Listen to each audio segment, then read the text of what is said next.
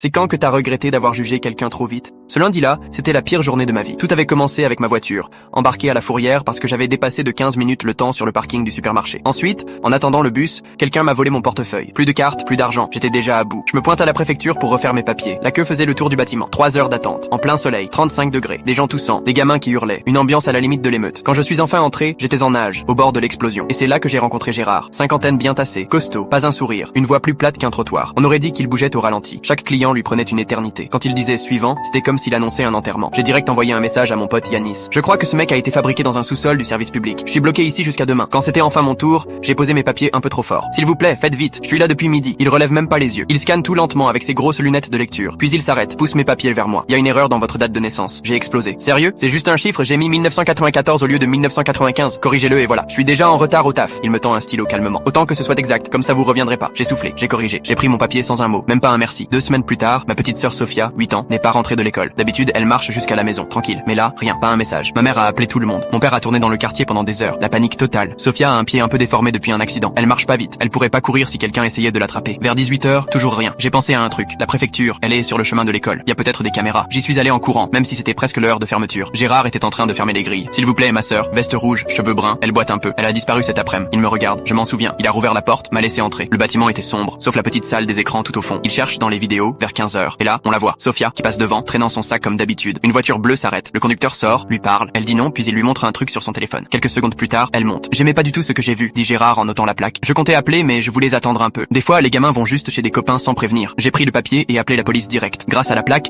ils ont retrouvé la voiture à une aire de repos à 30 km. Sophia était à l'arrière, bouleversée, mais saine et sauve. Le gars, un malade qui se servait de fausses photos de chiots pour piéger les enfants. Le lendemain, je suis retourné voir Gérard avec un café. Je me suis excusé. J'ai cru que vous étiez juste lent et blasé. Mais en fait, vous faisiez attention à tout. Il a pris une gorgée, m'a lancé un micro-sourire. La plupart des gens me voient pas. Moi, je les vois. Surtout quand il y a un truc qui cloche. J'ai appris à plus jamais juger trop vite. Abonne-toi.